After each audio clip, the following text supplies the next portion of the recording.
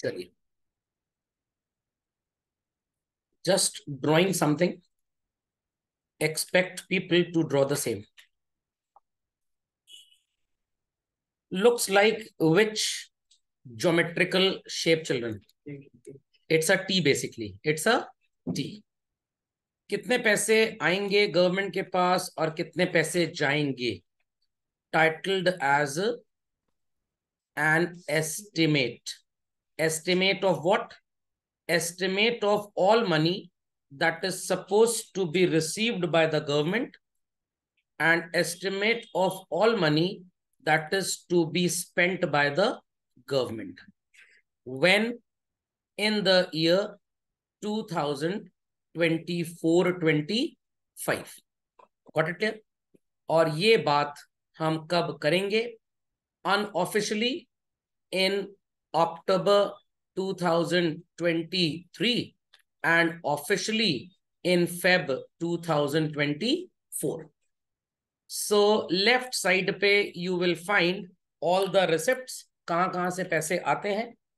तो कुछ receipts होंगी बच्चों what is called as recurring nature की, and कुछ receipts आपको मिलेंगी non recurring nature की. People heard it properly? Similarly बच्चों कुछ पेमेंट्स होंगे which are of recurring nature and कुछ पेमेंट्स आपको ऐसे मिलेंगे which are of non recurring nature. तो ये जो नॉन रेकरिंग और रेकरिंग होता है इसका मतलब तो सबको पता होगा, मैथ्स में सबने पढ़ा है. 10/2 इज 5, नॉन रेकरिंग नंबर है. बट 10/3 कर देंगे तो 3.33 आएगा which is a recurring number. तो अगर ये एस्टिमेट हमारी गवर्नमेंट तैयार करे बच्चों, it could be central government in the country and it could be the state government of every state. इस पूरे कंटेंट को आप एक नाम देते हैं एंड इस एस्टिमेटेड कंटेंट को बच्चों we call what is termed as budget. I repeat children, क्या बोलते हैं इसको? बजट. तो यही हमारी अगली यूनिट है जिसको बजट हम बोलते हैं, बट यूनिट का पूरा नाम है पब्लिक फाइनेंस. व्हाट?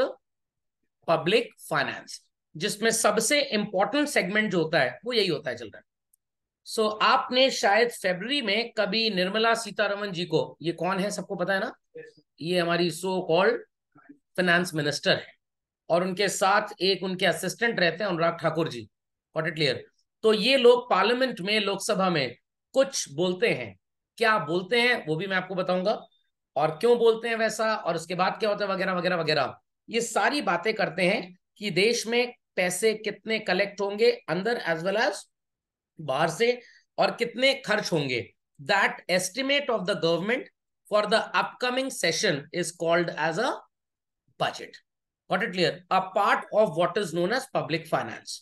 तो आपके घर का इनकम और expenditure is known as private finance, और गवर्नमेंट के केस में अगर होगा उनको देश चलाना है तो it is known as public finance. Fundamental logic is clear? Public finance पढ़ने की इंपॉर्टेंस क्या है, क्यों इसको पढ़ा जाता है? भाई गवर्नमेंट आपने चूज की है, आप एक टैक्स पेयर हैं कंट्री में, आपका राइट है ये जानने का कि गवर्नमेंट के पास पैसे कहां से आते हैं और कहां गवर्नमेंट उस पैसे को खर्च करती है. Is that clear? प्लस जो बाहर की बॉडीज हैं वो इंडिया में जब आती हैं बिजनेस करने के लिए, दे सी टू इट कि गवर्नमेंट कितना पैसा वेलफेयर प्रोग्राम में खर्च करती है, कितना गवर्नमेंट का रेकरिंग एक्सपेंडिचर और कितना नॉन रेकरिंग. तो मेट्रो ट्रेन का इंजन खरीदा, it is non recurring. Staff की सैलरी दी तो recurring. every month, every year they collect, every day they collect income tax, GST and all that, it is recurring receipts. और मान लीजिए government की एक property थी, गवर्नमेंट ने पब्लिक को सेल कर दी, तो ये बार बार थोड़ा सेल होगी, this is called as non recurring. ये सारी चीजें एस्टिमेटेड होंगी कि next year we propose to do such things. Got it clear? इस एस्टिमेटेड रिपोर्ट को we call it as budget as such. खोपड़े में बात गई तो मैं आपको एक थोड़ा सा स्लाइड रिव्यू दूंगा कि बजट कैसे बनता है एंड ऑल दैट. बट सबसे पहले बच्चों आप इस कॉम्पोजिशन को अपनी क्लासवर्क कॉपी में नोट डाउन कर लीजिए. तो ध्यान से मेरी बात सुनिएगा.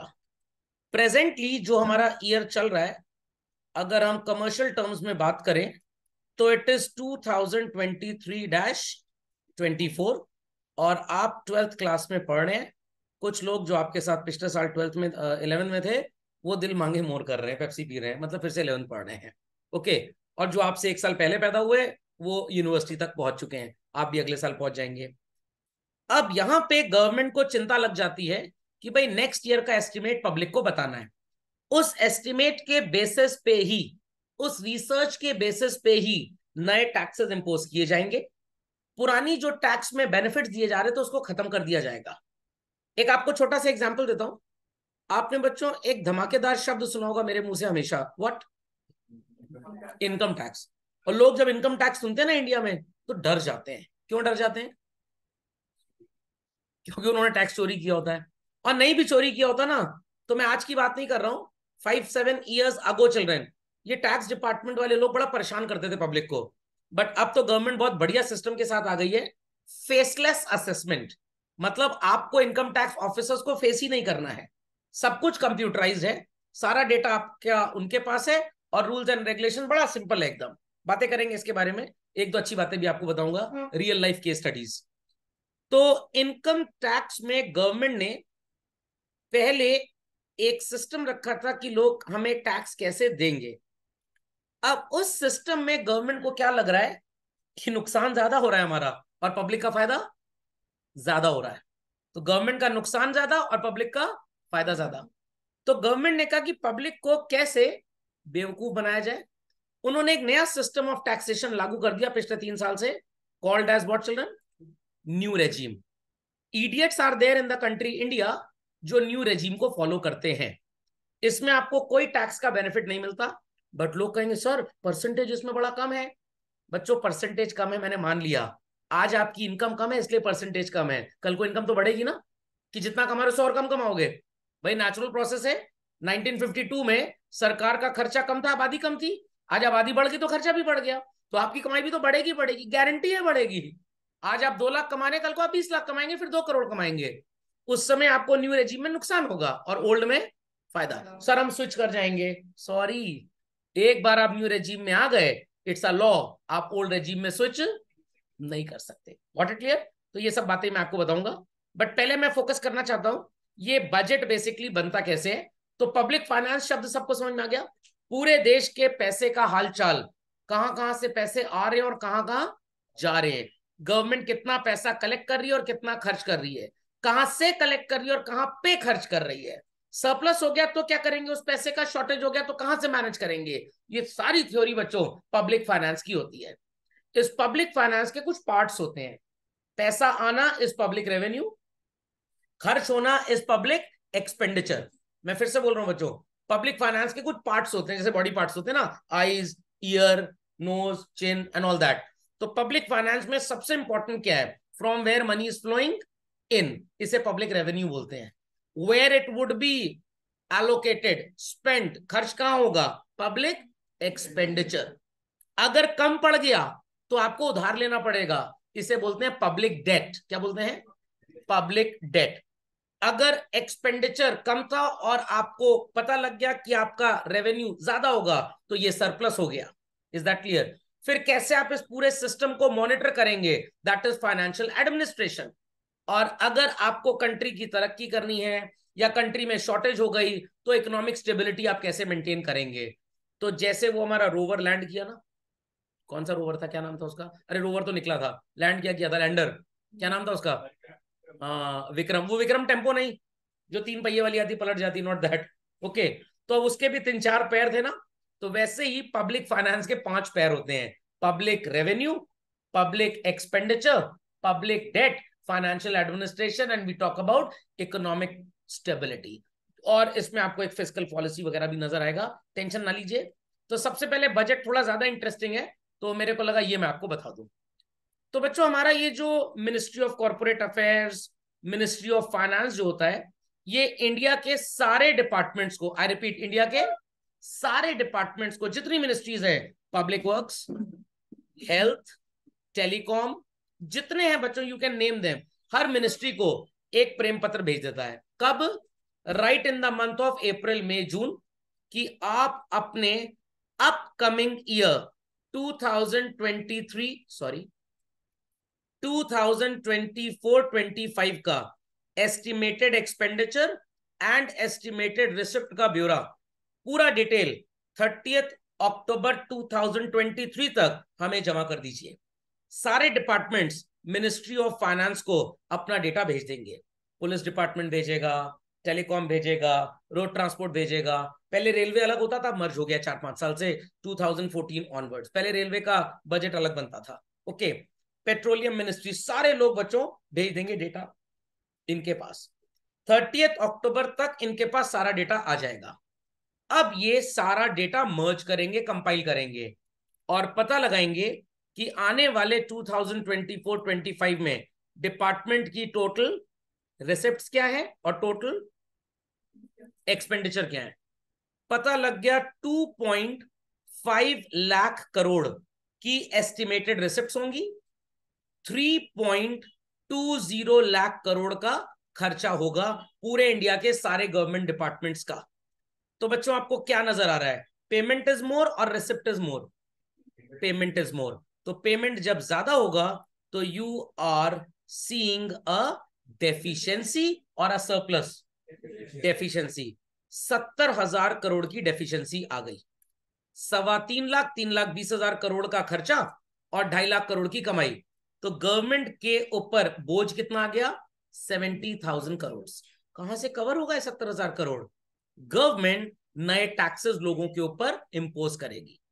बट अगर लग रहा है कि अगले साल इलेक्शन होने वाला है, नया टैक्स इंपोज करेंगे, हो सकता है पब्लिक बुरा मान जाए और हमको वोट ना दे, तो गवर्नमेंट थोड़ा सा सॉफ्ट ऑप्शन पे जाएगी, टैक्स नया नहीं लगाएगी। जीएसटी हो सकता है बढ़ा दे, टैक्स का मतलब इनकम टैक्स में बोल रहा था, जीएसटी बढ़ा दे, बट उससे भी लोग चिढ़ सकते हैं। तो गवर्नमेंट क्या करेगी? बोरो कर लेगी। तो अब ये गवर्नमेंट अलग अलग हथकंडे अप्लाई करती रहती है। तो ये सारा डेटा इनके पास आएगा। निर्मला आंटी पढ़े लिखे लोगों के साथ बैठ के सब कुछ डिसाइड कर लेंगी क्या होने वाला है एंड ऑल दैट। उसके बाद फाइनली एक पीस ऑफ पेपर पे बच्चों कुछ लिखा जाएगा, text, and that text is called as draft, जिसको कानून की भाषा में बोलेंगे बिल। क्योंकि ये मनी रिलेटेड है चिल्ड्रन, तो we call it as finance bill. क्या बोलते हैं इसको? Finance bill. I presume people are also putting the content in their copies. Finance bill, children. सारा data, what is the expectation of the government की पैसे आएंगे, expectation of the government की पैसे जाएंगे, सब कुछ बच्चों जितना आप सोच सकते हैं मनी से रिलेटेड इंडियन कॉन्टेक्स्ट में, सब इस कागज के अंदर लिखा जाएगा and it is named as what? Finance bill. Khopde में बात गई। ये फाइनेंस बिल फरवरी की 1 ऑफ द डे को चिल्ड्रन लोकसभा में हमारी फाइनेंस मिनिस्टर रीड आउट करेंगी। पार्टी मेजॉरिटी की है तो कोई अपोज तो करेगा नहीं चीजों को। जो बातें बहुत अच्छी लगेंगी उस पर क्लैपिंग होगी, जो बुरी लगेंगी ऑपोजिट पार्टी वाले जो हैं वो इन बातों को कंडेम करेंगे कि मैं ये नहीं चलेगा, ये नहीं चलेगा। बट सही बात है उनकी चले वाली है नहीं, जितना बकवास करना है कर लो, क्योंकि भाई मेजॉरिटी की गवर्नमेंट है। तो 2-4 घंटे की डिबेट होती है, पूरे हिंदुस्तान के लोग इसको ध्यान से देखते हैं। अगर ये फेवरेबल है तो people would feel happy, unfavourable है तो they have no right to feel sad. समझ में आया कि नहीं आया? फिर बच्चों ये नेक्स्ट डे जाता है राज्यसभा में एंड वहां पे इसके ऊपर 14 डेज तक डिस्कशन होता है। कितने दिन तक? 14 डेज तक। राज्यसभा के जो मेंबर्स होते हैं माने जाते हैं थोड़े ज्यादा पढ़े लिखे। What it clear? ये तो सबको पता है लोकसभा राज्यसभा क्यों बनाई गई है, बिकॉज लोकसभा 5 साल बाद डिसॉल्व हो जाएगी। उस समय कंट्री के हालात जो भी होंगे, who is going to control them, तो अपर हाउस बना दिया गया राज्यसभा, वो लोग देखेंगे। What it clear? प्लस अगर सारी चीजें लोकसभा ही डिसाइड कर लेगा तो हो सकता है डोमिनेशन आ जाए। तो भाई राज्यसभा में थोड़े पढ़े लिखे लोगों को रखो, काफी इंटेलिजेंट लोगों को, और बाकी लोकसभा में तो 543 545 अनपढ़ गवार है ही है। What it clear? तो अब ये लोकसभा में 14 डेज तक डिस्कस होता है बच्चों। राज्यसभा में राज्यसभा वाले सजेशंस भेजते हैं लोकसभा को, ये अच्छा लगा, वेरी गुड, ये नहीं अच्छा लगा, इसको चेंज करो। ध्यान से सुनिएगा मेरी बात, क्योंकि ये फाइनेंस बिल है हम डिले नहीं कर सकते, बिकॉज अपकमिंग April 1 से हमको इसको कंट्री में अप्लाई करना है। तो इस केस में राज्यसभा कुछ भी बोले, लोकसभा उसको चाहे तो एक्सेप्ट करे चाहे तो ना करे। बट अगर और कोई कानून होगा बच्चों, तो जब तक राज्यसभा ग्रीन सिग्नल नहीं दे देता, वो कानून कल को बन ही नहीं सकता, इम्पॉसिबल। बट फाइनेंस बिल में ऐसा नहीं होता। तो फाइनेंस बिल एक लौता ऐसा होता है जिसपे राज्यसभा के पास कोई खास राइट्स नहीं होते। तो 14 डेज के बाद वापस लौट के चला आएगा। राज्यसभा ने जो बोला, इनकी मर्जी इसको फॉलो करें, इनकी मर्जी फॉलो ना करें। फाइनली उसको फेयर आउट किया जाएगा करेक्शंस के बाद, अगर माने तो, and then it will be submitted to the president of the country. Murmu ji के पास जाएगा, जो भी प्रेसिडेंट होंगे आने वाले टाइम में उनके पास जाएगा, वो फाइनली सिग्नेचर कर देंगे। और तब ये finance bill will get converted into what is called as finance act. मान लीजिए 2002 में बना था कानून, ब्रैकेट में लिखा होगा as amended in 2024-25 whatsoever it is. समझ में आ गई बात? उस फाइनेंस बिल का एक छोटा सा पार्ट होता है children, which is called as budget. तो फाइनेंस बिल में तो बहुत कुछ होता है, बहुत कुछ। पूरी स्पीच फाइनेंस मिनिस्टर की न्यूज़पेपर्स में भी छपती है, आप वहां से ही पढ़ सकते हैं। और नहीं तो अभी फरवरी में जब बिल आएगा तो मैं आपको रिमाइंड कर दूंगा, एक बार देख लीजिएगा। लोगों का इंटरेस्ट किस में होता है? इनकम टैक्स में कोई बेनिफिट मिला या नहीं मिला। गवर्नमेंट ने पिछले 8 साल से बच्चों इनकम टैक्स में कोई बेनिफिट नहीं दिया। क्यों? क्योंकि गवर्नमेंट कह रही है 5 लाख तक की income is already exempt from tax. इसके ऊपर जितने हैं दे आर रिच पीपल, वो गरीब है ही नहीं, तो हम क्यों इनको एग्जेम्पशन देंगे? तो सरकार बड़ी चतुर हो चुकी है। खोपड़े में बात गई, लोग भी उतने ही चतुर हैं बेसिकली। Understood children?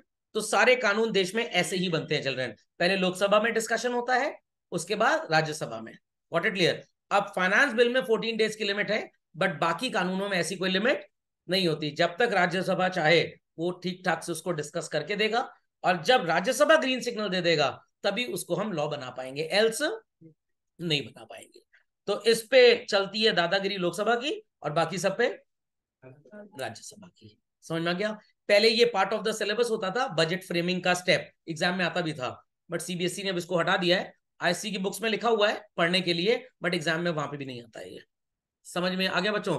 तो कल को मान लीजिए आप 5 ईयर लॉ कोर्स करने जाएंगे तो हर कानून बनता है ऐसे ही है, सबका प्रोसीजर ऐसे ही है। अभी आपने देखा होगा अमित शाह जी ने कुछ 2-3 बिल्स प्रेजेंट किए थे। इंडियन पीनल कोड अंग्रेजों वाला चल रहा है, सीआरपीसी अंग्रेजों वाला चल रहा है, तो उसमें कितनी चीजें तो बकवास साबित हो चुकी हैं। जैसे मैं आपको एक एग्जांपल देता हूं, इंडियन पार्टनरशिप एक्ट बोलता है कि अगर फर्म अनरजिस्टर्ड है तो स्यू नहीं कर सकते, बट 100 रुपए तक का केस होगा तो स्यू कर सकते हैं। अब दिमाग लगाइए, 100 रुपए के केस के लिए कोई वकील को 25,000 फीस देगा जाके? नहीं देगा। 1932 में 100 रुपीज की वैल्यू ज्यादा थी, आज नहीं है। तो इसलिए कानून चेंज होते रहते हैं बच्चों। What it clear? तो जो हमारा इंडियन पीनल कोड है अंग्रेजों वाला, civil procedure code of civil procedure है, एविडेंस एक्ट है, पुराने बकवास टाइप के एविडेंस है। व्हाट्सएप की चीजें आज मानी जाती हैं कोर्ट में, बट हमारे एविडेंस एक्ट में ऐसा नहीं लिखा। क्यों नहीं लिखा? 18-19 सेंचुरी में जब बना था तब क्या व्हाट्सएप था?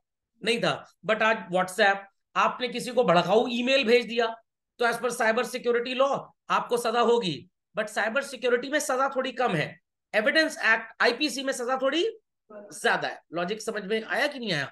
तो अगर आपके ऊपर आईपीसी का केस लग गया तो जेल हो जाएगी, बट साइबर लॉ का अगर केस लगा तो आपके ऊपर पेनल्टी वगैरह इंपोज होगी, नहीं दे पाएंगे तब जेल होगी। तो कानून को अपडेट करना है। तो अमित शाह जी ने वो बिल पढ़े थे। सर आप कह रहे हैं निर्मला आंटी पढ़ेंगे, वो हमें तक कल चले आए हैं। अरे वो होम मिनिस्टर हैं, तो जो हमारे सिविल लॉज होंगे वो उनके अंडर में आते हैं। फाइनेंस मिनिस्ट्री निर्मला जी के हाथों में है तो फाइनेंस बिल वो पढ़ेंगी। एक अश्विनी अंकल भी हैं मिनिस्टर ऑफ टेलीकॉम, तो मान लीजिए टेलीकॉम का कोई नया बिल आता है 5G 6G को लेकर, तो वो पढ़ेंगे। खोपड़े में बात गई। अच्छा सर मान लीजिए तबीयत खराब है तो कोई भी एमपी पढ़ सकता है। समझ में आ गया? सर मान लीजिए कोई एमपी बोल ही नहीं पा रहा, सब गूंगे हो गए हैं। अरे ऐसा थोड़ा होता है सर। मान लीजिए अटॉर्नी जनरल ऑफ इंडिया के पास राइट होता है पार्लियामेंट में एमपीज के साथ जा सकता है वो। समझ में आ गया? मेरी जीके इतनी स्ट्रांग नहीं है। केबीसी में जब पहला करोड़पति जो बना था ना, उससे यही क्वेश्चन 1 करोड़ का पूछा गया था, who other than MPs has the right to enter the parliament house while the session is going on? It is attorney general of India. Even CGI के पास राइट नहीं होता है, ये सिर्फ अटॉर्नी जनरल ऑफ इंडिया के पास right होता है। या स्पीकर की स्पेशल परमिशन से कॉमन मैन को एंट्री दे दी जाए, तो ये हो सकता है, वरना नहीं हो सकता। खैर वो सब बातें पॉलिटिकल साइंस की हैं, आपके पॉलिटिकल साइंस के टीचर मेरे से बेटर पढ़ा देंगे। बजट की कहानी मेरी जुबानी सबको समझ में आ गई? पक्का? Clearly understood? चलो बच्चों, so let's proceed further children. इसको अपडेट कर लीजिए झटपट। तो let's proceed further children, let's proceed further. तो सबको समझ में आ गया what is the concept of budget as such? Confirm? चलिए, तो बच्चों आपको नजर आ रहा होगा कि फेब्रुअरी इतना इंपॉर्टेंट क्यों है। जब भी फेब्रुअरी की बात आती है तो दो सवाल आते हैं, एक तो मैं नहीं बताऊंगा, दूसरा मैं बता दूंगा, क्योंकि एक में नुकसान थोड़ा हो जाता है मेरा। Got it clear? Sir American Rakshabandhan आता है फरवरी में 14 तारीख को। Got it clear? तो सो कॉल्ड, जिसको हम इस दलित नाम से जानते हैं, एक्चुअली ये अमेरिकन रक्षाबंधन है चिल्ड्रन। अगस्त में हमारे यहाँ रक्षाबंधन होता है इंडिया में। अमेरिकन को बहुत चिड़ मची कि हम भी रक्षाबंधन मनाएंगे, तो दे सेड कि चलो सितंबर में मना लें, बिजी विद टीचर्स डे। अक्टूबर में दशहरा, नवंबर में दीपावली, दिसंबर में क्रिसमस, जनवरी में हमारे प्रयागराज सिटी में संगम में मेला लगता है, पीपल आर बिजी देयर, मार्च में एग्जाम, तो फरवरी में मनाना पड़ेगा। लड़ाई हो गई, कब मनाया जाए? एवरेज मिड ले लेते हैं, तो भाई 14 फरवरी डेट आ गई अमेरिकन रक्षाबंधन की। समझ में आई बात कि नहीं आई बात? चलिए, तो बच्चों first working day of February is very very very important, क्योंकि ये ऐसा दिन होता है जब हमारे फाइनेंस मिनिस्टर साहिबा या साहब रीड करते हैं वो सारी चीजें जो मैंने आपको थोड़ी देर पहले बताई। तो वो बजट नहीं पढ़ते, वो फाइनेंस बिल पढ़ते हैं। बट लेमन लैंग्वेज लोग क्या बोलते, आज बजट आने वाला, आज बजट आने वाला है, because main important ingredient for a common man in that finance bill is budget. रिश्तेदार घर में आ रहे हैं, आपको उसकी टेंशन नहीं है, आपको उनसे सुख नहीं है, खिलौना आएगा हमारे लिए, लिफाफा आएगा, वरीड अबाउट दैट। समझ में आई बात कि नहीं? समझ में आई बात? और कुछ लोगों ने तो घर के आगे वो लगवा लिया है, एक्सरे मशीन, उनका सूटकेस उसके अंदर जाएगा, चेक कर लेंगे लिफाफा रखा है कि नहीं रखा। समझ में आ गई बात सबको? चलिए, तो सर ये यूनियन बजट क्यों बोलते हैं? क्योंकि सेंट्रल गवर्नमेंट का ही दूसरा नाम यूनियन गवर्नमेंट है। ऐसा क्यों सर? क्योंकि इंडिया का कॉन्स्टिट्यूशनली नाम क्या है? The union of India. The, जैसे यूनाइटेड स्टेट्स ऑफ अमेरिका होता है ना, वैसे ही बेसिकली। ठीक, चलिए बच्चों, तो पार्लियामेंट, ये तो पुरानी वाली बिल्डिंग है, अब तो नई वाली बन गई है। और ये जो फर्स्ट डे ऑफ फेब हुआ है ना चिल्ड्रन, ये कुछ साल पहले से हुआ है। Earlier it use to be last day of February, but अब ये फर्स्ट डे ऑफ फेब हो गया है। इसका भी एक रीजन है, इसका भी एक अनपब्लिश्ड रीजन है। गवर्नमेंट कोशिश कर रही है बच्चों अकाउंटिंग ईयर को कैलेंडर ईयर बनाने के लिए। जैसे अभी अप्रैल टू मार्च चलता है बिजनेस का फाइनेंशियल ईयर, तो ये आने वाले टाइम में हो सकता है 10 साल बाद आपको जनवरी से दिसंबर नजर आए। What it? चलिए, समझ में आ गई सबको बात बच्चों? तो April 1 to 31 March of the next year सारी पॉलिसीज इसके तहत चलेंगी बच्चों। So how will it affect the common man life? Common man and women दोनों की लाइफ कैसे इफेक्टेड होती है? बजट आया, और मैंने सुना पिछले साल लास्ट ईयर एक ऐसा ईयर था जिस दिन मैंने पूरा बजट सुना अपने जीवन में और कोई फायदा नहीं हुआ। फिर लगा कि पूरा मेरा टाइम ही बर्बाद हो गया। मोबाइल फोन्स पे गवर्नमेंट ने सो कॉल्ड 18% का जीएसटी इंपोज कर दिया। कितना? 18%। बट इस पे कैटेगराइजेशन किया गया है, स्मार्टफोन्स पे 18% होगा, और जो वो टुक टुक वाले बटन वाले फोन होते हैं उस पे there would be no GST. ऐसा भेदभाव क्यों सर? क्योंकि ये जो नॉर्मल टुक टुक वाले फोन्स होते हैं ना बच्चों, they are consumed by poor community. Got it clear? Smartphones are consumed by, used by rich community. Rich बोला तो आप, पुअर बोला तो मैं। तो इसलिए भाई आप जब 1 लाख का आईफोन खरीद सकते हैं तो 18,000 रुपए सरकार को टैक्स भी आप दे सकते हैं। गवर्नमेंट कह रही है जो 5 लाख रुपए तक कमा रहा है उसकी इनकम पे जो टैक्स होगा that would be 0। Is that clear? अगर आप क्रिप्टो करेंसी में डील करते हैं तो इस कमाई पे उतना ही टैक्स लिया जाएगा जितना घोड़े की रेस पे लिया जाता था, 30%। क्यों? People are earning rampant profit on this. April 2018 के पहले तक बच्चों म्यूचुअल फंड्स की जो इनकम होती थी ना वो टैक्स एग्जेम्प्ट होती थी, उस पर टैक्स नहीं लगता था, लोग खूब पैसा लगाते थे क्योंकि इनकम पे कोई टैक्स लगेगा नहीं। अगर आपने म्यूचुअल फंड खरीदा और 12 महीने के बाद बेचा, there is no tax. Government को लगा लोग तो बहुत पैसा कमा रहे हैं, बहुत पैसा कमा रहे हैं तो हम भी बहती गंगा में नहीं हाथ ना धो लें, पूरा भीग जाए, नहा लें। तो गवर्नमेंट ने बोला कि 1 अप्रैल 2018 के बाद जो भी इंसान म्यूचुअल फंड में पैसा इन्वेस्ट करेगा, पैसा अर्न करेगा, उस पे हम 1 लाख रुपए तक की छूट दे देंगे। अबव दैट 10% टैक्स लगेगा। अब जब ये न्यूज लोगों के कानों में गई, लोगों ने धड़ाधड़ अपने म्यूचुअल फंड्स बेच के पैसा घर में ले आए, क्योंकि अप्रैल के बाद बेचेंगे तो टैक्स देना पड़ेगा आपको। तो ये सारी बातें बजट में एक कॉमन मैन को इफेक्ट करती है। अगर आपने agricultural land so called urban area की लिमिट्स के अंदर खरीदा तो एग्रीकल्चरल इनकम टैक्सेबल हो जाएगी। बट अगर अर्बन एरिया के 20 किलोमीटर के बाहर खरीदा और उस पर खेती बाड़ी की तो उसकी इनकम एग्जेप्ट मानी जाएगी। These are just examples, got it clear? अब आप बोलेंगे सर हमने तो पढ़ा है under section 10A of the income tax act agricultural income is exempt from tax. बिल्कुल सही पढ़ा है आपने, but only to the farmers, only to the farmers. एक बार अमिताभ बच्चन जी ने भी अपनी एग्रीकल्चर इनकम एग्जेम्प्ट की थी। इनकम टैक्स ऑफिसर ने बोला आप फार्मर थे, कब गए थे आप खेती करने, जरा ये हमको बता दीजिए। तो सिर्फ एग्रीकल्चरल लैंड खरीद लेने से एग्रीकल्चरिस्ट नहीं बन जाते आप, आपको फार्मिंग भी करनी पड़ेगी। अब आप बोलेंगे सर हम बताएं सर हमारे पापा के पास 2 फार्मलैंड्स हैं, उस पर सर इनकम होती, पापा टैक्स नहीं देते हैं। वो इनकम कैश में आपने ली होगी इसलिए टैक्स नहीं दिया होगा, क्योंकि गवर्नमेंट को इसके बारे में कुछ पता ही नहीं है। आप बता मत दीजिएगा जाके, नहीं तो घर से आप निकाले जाएंगे। पापा has a chartered accountant who will be able to save tax. खोपड़े में बात गई कि नहीं गई? पक्का। आपकी मम्मी ने गोल्ड खरीदा और फिर गोल्ड बेचा, इनकम अर्न की, उस गोल्ड पे टैक्स लगता है। बट मम्मी बजट ध्यान से देख रही हैं, under section 54 of the income tax act capital gain income पे क्या छूट मिलती है।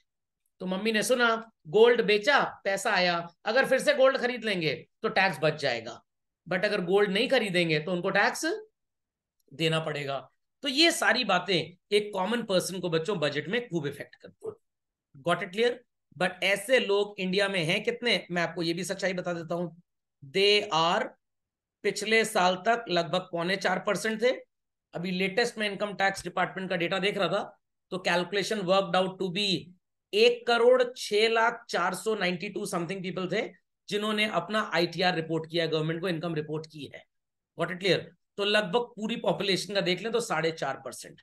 तो अगर बजट में बेनिफिट्स नहीं होते ना, remaining 95.42% people make a hue and cry, अरे टैक्स में छूट ही नहीं मिली। तो तुम दलिद्रों को टैक्स देते भी हो तो तुमको छूट मिले, समझ में आ गया? तो टैक्स देते ये लोग हैं, परेशान ये लोग ज्यादा होते हैं, क्योंकि इनके पास तो कोई हथकंडा टैक्स बचाने का है ही नहीं।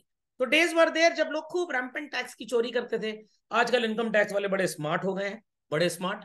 आप जाते हैं मॉरिशस घूमने, फुकेट घूमने, फोकट में नहीं पैसा देके, मतलब न्यूयॉर्क घूमने, मॉलडीव्स घूमने, और फोटो दनादन अपलोड किए जा रहे हैं फेसबुक पे, 250 ग्राम इंस्टाग्राम रील बना रहे हैं यूट्यूब पे।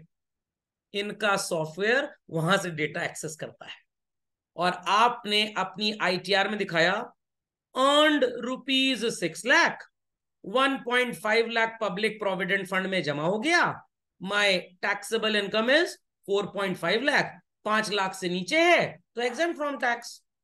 आपने ITR फाइल कर दिया, उधर से प्रेम पत्र चलाया आपके पास। ये जो फोटो लगाई है इसके कोऑर्डिनेट्स हमने मैच किए हुए हैं लोकेशन के, और ये न्यूयॉर्क की है। न्यूयॉर्क का इंडिया से आने जाने का टिकट बिजी सीजन में एक साइड का लगभग 2 लाख रुपए का होता है, और लीन सीजन में अराउंड 80,000 का। तो भाई गए हैं तो वापस आएंगे भी। तो एक पर्सन का टिकट कितने का हो गया बच्चों? 1,60,000। और चवन्नी अठन्नी भी साथ में गए थे और वाइफ भी गई थी साथ में। कुल कितने लोग? चवन्नी अठन्नी मतलब बच्चे, गॉट इट? और बच्चों को भी टिकट लगता है, इसलिए मैं प्लेन से ट्रैवल ही नहीं करता। ऐसे तो ट्रेन में बच्चों को समझा दिया, बोल देना एज 4 साल है। और टीटी अंकल बहुत चतुर हो गए, पूछते बेटा कौन सी क्लास में हो, वो उसे एज जज कर लेते हैं। तो अब 1,60,000 एक पर्सन का टिकट, 4 लोग का टिकट कितना हो गया? तो अब लोग बोलेंगे हाँ हाँ गए थे, वो टिकट मौसी जी ने स्पॉन्सर किया था। ठीक है, आपको बेनिफिट मिला था ना, ये आपकी इनकम ही मानी जाएगी। आपकी 6,40,000 की ये इनकम, 6 लाख की ये इनकम कितनी हो गई? 12,40। 1.5 लाख रुपए प्रोविडेंट फंड का लेस कर दीजिए तो कितना हो गया चिल्ड्रन? 12,40 में 1.5 लाख माइनस कर दो, 10,90,000 इज योर इनकम। लगभग 1,70,000, 40,000, 50,000 टैक्स बनेगा, दे दें 3 महीने का टाइम दे रहे हैं 3% की पेनल्टी के साथ, सेक्शन 234A 234B, और नहीं तो तिहाड़ जेल में, अर्थर रोड जेल में कमरा खाली है आपके लिए। चॉइस इज योर्स, बड़े आशियाने में रहना है या अपने छोटे से घर में रहना है। तो बस अगली सरकार बनने दीजिए हमारी मोदी जी की, पहला एक्शन लेंगे। सूरत में जो कपड़े की ट्रेडिंग बैरर चेक से होती है वो खत्म होने वाली है, गॉट इट क्लियर। गूगल पे वगैरह पे तो टैक्स अब लगने ही लग गया है। तो 2029 ऑनवर्ड चिल्ड्रन, इंडिया में टैक्स चुराना would be next to impossible, next to impossible, got it clear. काफी हद तक टैक्सी चोरी खत्म हो रही है देश में, मार्केट्स एस्टैब्लिश हो रही हैं जहां पे government set to the shopkeepers 5 साल तक आपकी कमाई पे हम इनकम टैक्स एग्जेम्प्ट करेंगे, हम कोई टैक्स ही नहीं लेंगे आपसे। कंडीशन इज दिस, आप कैश में बिजनेस नहीं करोगे, आपका सारा बिजनेस डिजिटलाइज होना चाहिए। दुकानदार कह रहा है ठीक है 5 साल टैक्स बचेगा ना, बाद में देखी जाएगी, बट जो पैसा खर्च करने आ रहे हैं उनसे वो कैश लेगा ही नहीं, गॉट इट क्लियर। तो इसीलिए सारे सिस्टम किए जा रहे हैं जो terrorist funding and all that होती है। अभी ई रूपी आ गया, ई रूपी किसका पैसा कहां जा रहा है, 1-1 रुपए की ट्रैकिंग होगी, 1-1 रुपए की ट्रैकिंग होगी, गॉट इट क्लियर। सर पुरानी गवर्नमेंट तो चोर टाइप की थी, पैसा खा के अपनी जेब में रखते थे, ये वाले क्या है, ना खाऊंगा ना खाने दूंगा। तभी बच्चों देश की तरक्की होगी। इंडिया में 4.5% लोग टैक्स पे करते हैं, और पे करना चाहिए कम से कम 20% लोगों को, इसीलिए आपके पापा को 30% टैक्स देना पड़ता है।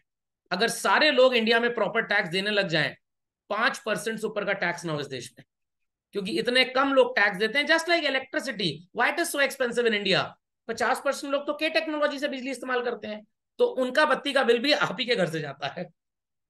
अंडरस्टैंडिंग और नॉट अंडरस्टैंडिंग, व्हाट इट। तो क्यों लोग बोलते हैं भाई यूएस में गवर्नमेंट एजुकेशन सिस्टम बहुत बढ़िया है, बहुत बढ़िया इसलिए क्योंकि वहां लोग टैक्स देते हैं, गवर्नमेंट खर्च करती है उनके ऊपर। सीनियर सिटीजन का फ्री ट्रैवल है, इंडिया में क्यों नहीं है सब, क्योंकि यहाँ पे ज्यादातर लोग टैक्स देना ही नहीं चाहते। मेरा भारत महान 100 में 99 सुपर बेईमान, गॉट इट क्लियर। तो बिजनेसमैन आदमी टैक्स चोरी कर नहीं सकता, क्यों, जीएसटी चाचू आ गए हैं, गॉट इट क्लियर। मेरे जैसे जो जॉब में है ये टैक्स चोरी कर नहीं सकते हैं। कौन टैक्सी चोरी करते हैं, चाट वाले, मोमोज वाले। अब इनके ऊपर भी सरकार ने शिकंजा कस दिया है। जब आप चाट खाने जाते हैं 250 रुपए का बिल पेटीएम करते हैं ना, गवर्नमेंट इनको भी 2 साल बाद प्रेम पत्र पकड़ाएगी। मुन्ना चाट भंडार, बेटा 12 लाख रुपए कलेक्शन आई तुम्हारी 1 महीने में, 1.5 करोड़ की तुम चाट बेचते हो, पहले तो तुम अपना जीएसटी में रजिस्ट्रेशन कराओ, तुम्हारी चाट पे 5% जीएसटी लगेगा, समझ में आ गया। और 1.5 करोड़ की जो तुमने चाट बेची है उसमें तुम्हारी कॉस्टिंग 50 लाख से ऊपर की नहीं है, what is your profit, 1 crore. इस पे तुम 30% के स्लैब पे आ रहे हो, चलो बेटा तुम 30 लाख टैक्स दो। अब जो चाट वाला 3 रुपए टैक्स नहीं देता, 2026 में बच्चों 30 लाख टैक्स देगा वो। समझ में आई बात कि नहीं आई। कोई चाट वाला मोमोज वाला टैक्स नहीं देता, बहुत पैसा कमाते हैं लोग, बहुत पैसा कमाते हैं, they don't pay even single penny of tax. खोपड़े में बात गई पक्का। और कुछ ऐसे भी महान कलाकार हैं, टैक्स देना है 2 लाख रुपए साल, हिसाब किताब लगा के 50,000 में निपटा देते हैं, यहाँ उनके सीए भाई साहब काम आ जाते हैं। गवर्नमेंट कह रही कोई बात नहीं, कोई बात नहीं, इसकी तो इनकम वाइट है बेसिकली, ये इनकम टैक्स नहीं देगा, कार खरीदेगा जाके मारुति ग्रैंड विटारा, वहां 28% ले लेंगे। तो पकड़ना तो इस चाट वाले चोर को है ना, मुन्ना चोर भंडार मतलब मुन्ना चाट भंडार। समझ में आया कि नहीं आया। तो अगला टारगेट गवर्नमेंट के बस ये 2 हैं चल रहे, गोल्ड ज्वेलरी वाले। 97% गोल्ड इंडिया में बच्चों बिना बिल के बिकता है, इसीलिए government has come up with the system of UID या यूएचडी, क्या बोलते हो, HUID सॉरी। अगर आपकी मम्मी ने इयररिंग्स खरीदे, दोनों इयररिंग के पीछे कोड होगा, वो कोड कंप्यूटर पे रजिस्टर होगा तब बिलिंग होगी। लॉजिक समझ में आ गया। बीच बीच में जीएसटी डिपार्टमेंट छापा भी मारता है दुकानों पे कि आपके पास नॉन रजिस्टर्ड HUID तो नहीं है। अब इसमें फायदा किसको है, Kalyan jewellers, Tanishq, CaratLane, they are recognized ones, ये टैक्स देते हैं। बट वो मोहल्ले का Munna jewellery store, Champak jewellery store, Chetan jewellery store, briefcase लेके घर घर जो ज्वेलरी बेचने जाते हैं वो लोग टैक्स नहीं देते।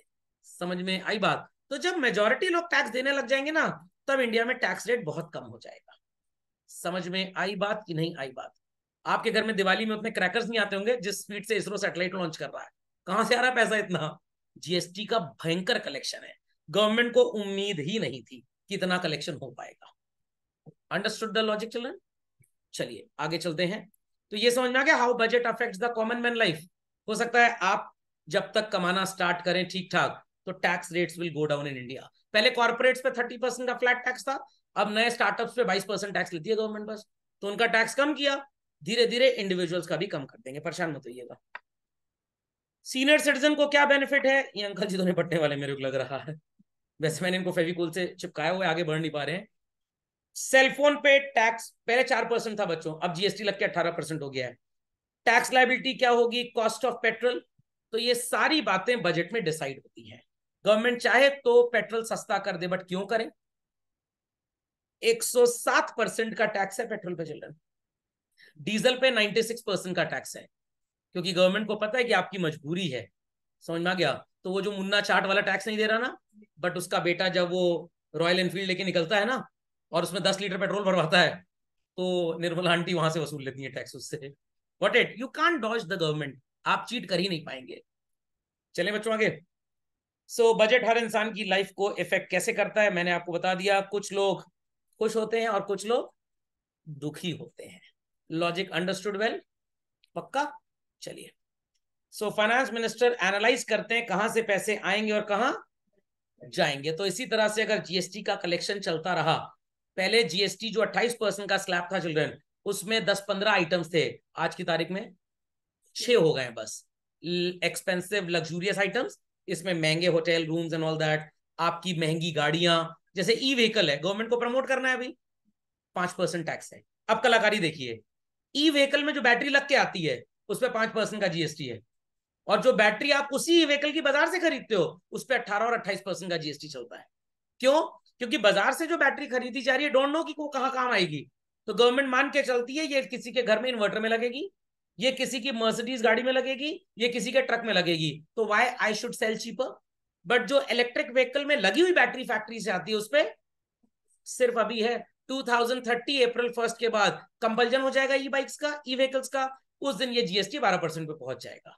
तो अभी तो गवर्नमेंट आपको लॉलीपॉप दिखा रही है, अभी आरटीओ भी नहीं लगता, लाइसेंस भी नहीं है, क्योंकि अभी उनकी गरज है। क्योंकि इतने बेनिफिट्स अगर नहीं देंगे तो जिन बड़े इंडस्ट्रियलिस्ट ने ई व्हीकल्स के प्लांट लगाए हैं बेचारों को नुकसान हो जाएगा। एक बार लोगों को आदत पड़ने दीजिए, हम इंक्रीज कर देंगे tax rate. So government budget का मतलब समझ में आ गया बच्चों? Statement of estimated receipts and expenditure of the government over the period of financial year. तो समझ गए व्हाट इज पब्लिक फाइनेंस, उसकी टांगे समझ गए क्या होती हैं, उसमें एक लात ये है। तो वेरी क्विकली बच्चों आप इस डेफिनेशन को कॉपी कर लें। तो हमने लिख लिया। तो बच्चों ये था एक छोटा सा एग्जाम्पल, बाकी मैं अगले लेक्चर में कंटिन्यू करूंगा बजट एस्टिमेट्स ऑफ गवर्नमेंट। तो 2-3 बातें बस आप सुन लें, फिर आप हैप्पी हॉलीडे कर सकते हैं। रोजमर्रा की कमाई सरकार की रेवेन्यू रिसिप्ट्स, और कभी खुशी कभी गम, कभी कभी आने वाली कैपिटल रिसिप्ट्स। हमेशा जो पैसे खर्च होते हैं रेवेन्यू एक्सपेंडिचर, और जो कभी कभी खर्च होंगे कैपिटल एक्सपेंडिचर।